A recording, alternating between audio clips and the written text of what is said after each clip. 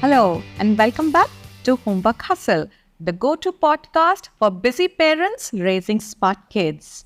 I am Shubhada, the founder of Brinology, And hello, I'm Sheetal, the co-founder of Brinology. and we are here today with another episode of Homework Hustle, where we solve daily challenges of busy parents when it comes to school, learning, academics. And today is a very special episode. But before that, parents, we have a request for you. If you like what we are doing, and we are working very hard to solve and bring episodes that actually solve your problems with practical solutions and ideas, please subscribe to our podcast and share it with your fellow parents. All right, so today's episode is very special. We have a guest on the show today. In fact, we have a mother who is going to grill us. Sheetal, are you scared? No, why should I be scared? You should be the one. I'm the teacher. No, I am scared because it's not just any mom. Today we have the famous mom lifestyle influencer Ishna Batra, who goes by the Instagram handle Mama's Lifestyle. Welcome, Ishna. Hello. Hello. So, Ishna, tell us about your kids.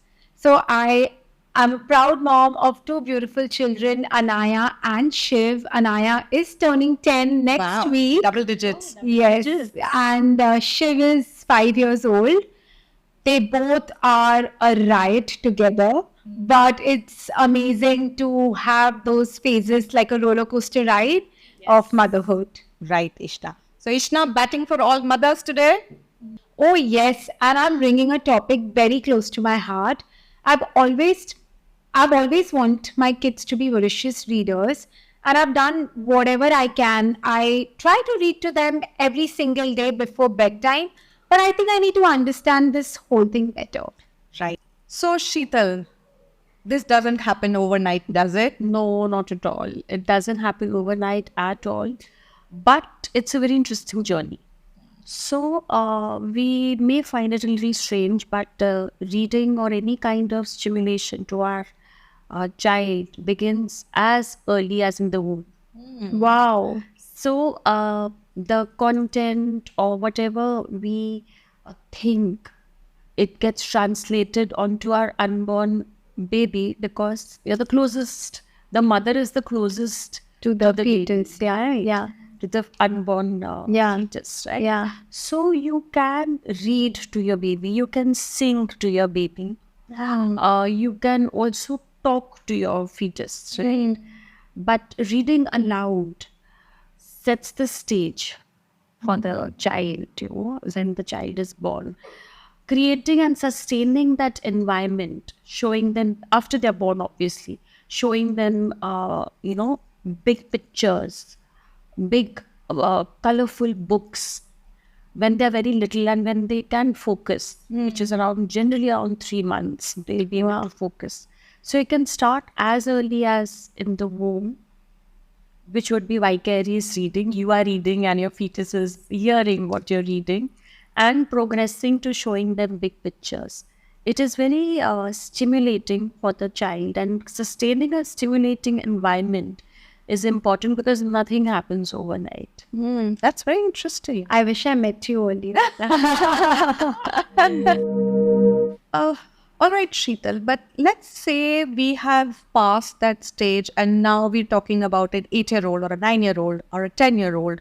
How do we get children at this age interested in books? So as I said, that it's habit forming. Nothing happens overnight, right? As parents, we might indulge in reading at bedtime and reading them stories, tucking them into bed. But as they grow older, we somehow feel that now the child is an independent entity and the child can read on his own, and I need not keep on investing that much time. But by now, there is so much more stimuli around the child that reading might take a backseat. True. And in fact, that happens. That's happening all the time. It happens all the time because now the child has realized that there is so much more that they can do in this beautiful world, right? And as a parent, we feel that since I've already given my child a head start, I need not keep on following up with it. Right. But what happens is that we still need to create that environment. It doesn't happen overnight.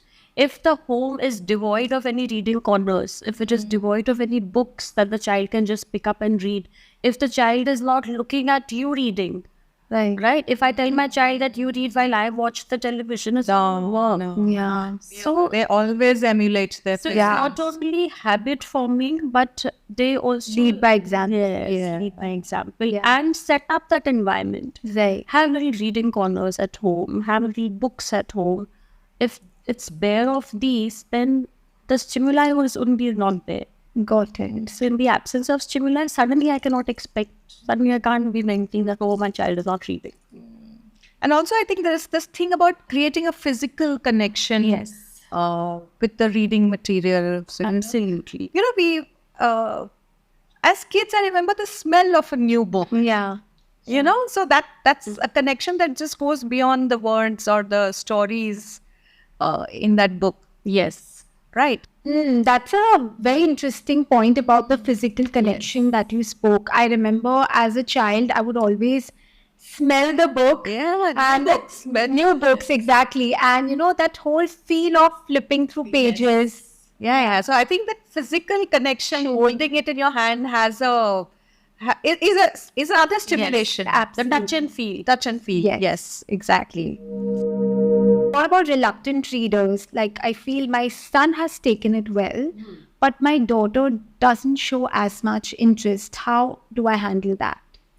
So maybe you could read with her. Sure.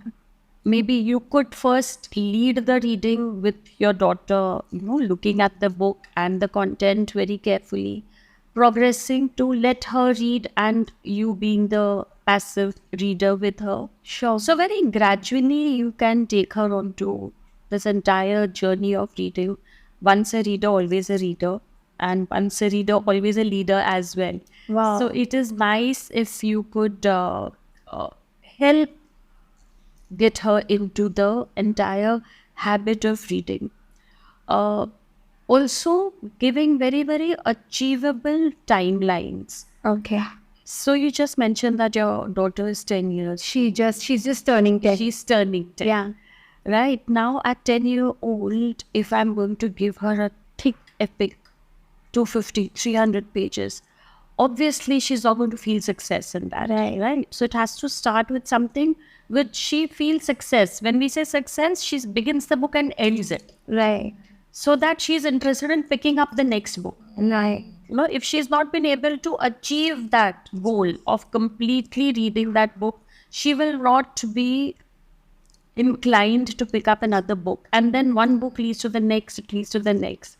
So start off with very, very achievable goals of reading. Take her shopping, book shopping. We do take our children shopping. We do give them gifts on their birthdays or whatever. Taking them to a book reading session, taking them shopping for books. It's very interesting. Let her browse through what she wants. Yeah. Because then the onus becomes hers. Yeah. If I have chosen this book, I'm going to read it. Yeah. Nowadays, there are very many interactive books where they've got beautiful small paragraphs and then an activity, then they can do something else with that. So an interactive book is very, very interesting to read. So you'll have to help her explore the genres that she wants to read. And book readings, nowadays the stores are so interesting. Yeah. Go to any store, they're not just bookstores. They have their little play zone and they have their little, so it develops that entire interest in The whole atmosphere is very different. Essentially, it should not become a homework. They should not feel this is homework. Yes. They should feel that this is fun time. Absolutely. I agree. Yeah. So here's my second challenge, which is a more fundamental one.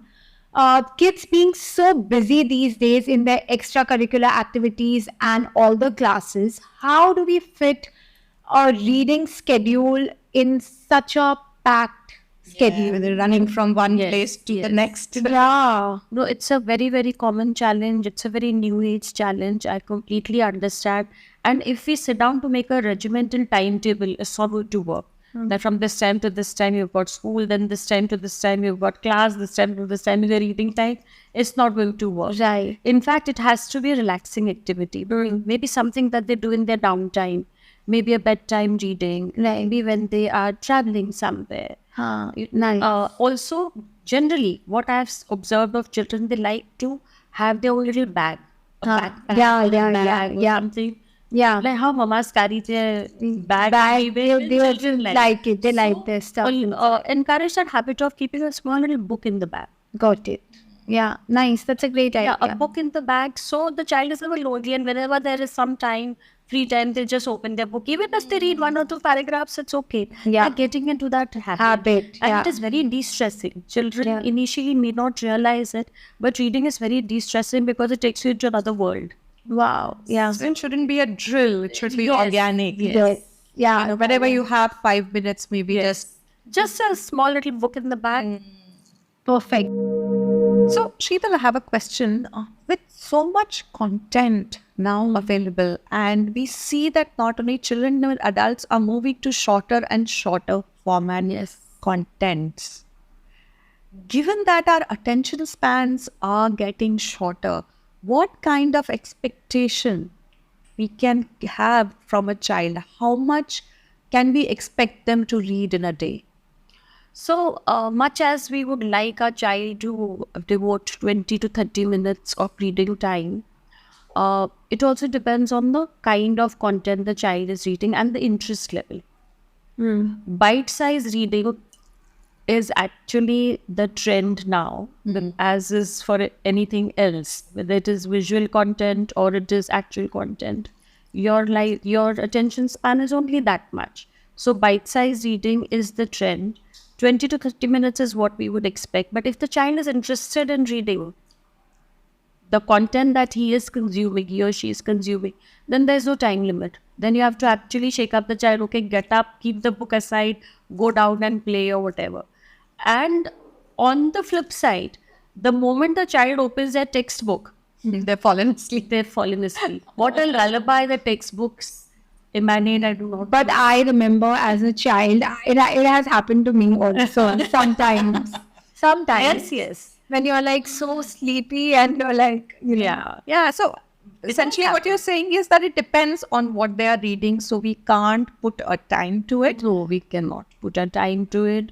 It all depends on how much engaging the child finds the content that he's consuming. absolutely. Right? If it's a comic or it's a mystery book or whatever, which, So the focus is on finding the right content. Yes. Right. So there are two things over here: finding the right content and creating the environment. So Sheetal, trend that we are seeing, the rise of ebooks and audiobooks. Yes. What is your view on these? So while ebooks and audiobooks at a certain level provide the same thrill of reading, but it doesn't cater to the whole language approach. Now, when I say whole language approach, you can listen to the word, you can listen to the sentence, but you cannot see the semantics, you cannot see the pragmatics, means you cannot go back and see the spelling of the word, the usage of certain words. If you want to review it, you cannot see the usage of the word in the sentence. While you can listen, you can comprehend, you can recall the story, right? Because you're listening to it. But you're not able to read the word. Right. So during the initial years, ebooks and audiobooks are not the best idea, because that is when the child is just beginning to read. Maybe over a period of time, it does enhance the vocabulary. I'm not saying it doesn't enhance the vocabulary. It does enhance the thought process, the ideation, all that remains the same. But in a this whole does language not feel and approach, touch. you also need your eyes to look at see the those word. words and see Yes. those spellings. To look at you cannot Right. review the spellings, you must review the sentence structure. And who can replace the touch and feel of turning a page and getting Tactile. that tactile stimuli? Who can, Right. all right, super. Nothing can replace that. Yeah. Sheetal, how should I see my role as a parent in the entire reading journey? The keyword is role. You are the role model. So the child has to, if you want your child to do something that in your head is the right thing to do, the first thing the child needs to see you doing. So I need to read more. Yes. Yeah. So But I love reading. That's good then. Yeah. reading is a very, very enjoyable part of a person. Yeah. It opens up your mind, the ideation. So the child needs to see that. I can't tell my child that, okay, I've got this book for you, you read the book. And what am I watching doing? TV? I'm watching TV or I'm going through whatever. And again, it comes back, I go back to your question, Shubhata, about the audiobook. If I want my child to actually read a book, and I am consuming audio literature, then the child will be very intrigued that why am I not reading? So I have to read the book To set an example. Yes. Yeah.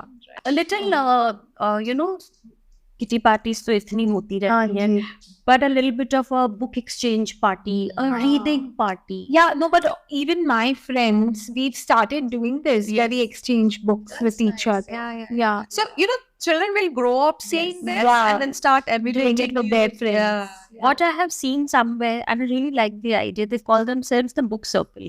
Wow. Yeah. So with circle, book, Yeah. as the two words. Yeah, like book club, book Yes, circle. yes. Yeah. So they have these readings, and then they have this, the child of 8 to 10 mothers and children get together and they have these readings together. One day in somebody's house, another day in another person's house, and why only in a house? You can go to a cafe, you can do so many things. But a beautiful reading circle time. And also, we nowadays we see a lot of kids, parents telling their kids, do up your room the way you want to. Yeah. Maybe another thing that they should proudly build is a library. Yes. Yeah. A little rack, book rack. Book rack. Yeah. They should be proud of the collection that they are building. They feel nice. So now, just because we have a nice book rack in Anaya's room, so she loves it. She will pick up the book from that rack. That's the start. That's the reading. That's the right start. Yeah. Visually, it has to be there for me to just pick up something and Start reading. You're right. So how do I select age-appropriate books with so many options available? It's so easy to get overwhelmed. Vishta, I understand your confusion. It is very, very overwhelming. So probably, generally at the back of the book, the age group is written. Yeah, You can ask the librarian, or when you go to the store, sure. they're very well equipped to tell you that, okay, this is they'll tell you the genre, they'll tell you the age group. Sure. Also, it is, you could do a, cursory reading and you'll know whether your child will be able to consume this content. Yeah, this would really interest her. Yeah, it would really interest her. Also, allow the child to make a choice. As I said, let the onus be with the child. When the child has chosen a particular book, they will be more interested in going home or whatever and reading it, rather than if mom has thrust a particular book in my hand. True, very true. Right. Yeah. Okay, so that brings us to the end of another insightful episode. Sheetal, thank you very much. And Ishna, thank you for all the grilling that you did. Thank you. Parents, if you like this episode, do subscribe to our channel, Homework Hustle, and do share it with other parents. You can check out our books at www.brainology, that's BRAINOLOGI.com, and check out our Instagram handle, Brainology1. Ishna is the great mom influencer, and you can check her out at On Instagram, my handle is Mama's Lifestyle, MAMMAS Lifestyle altogether.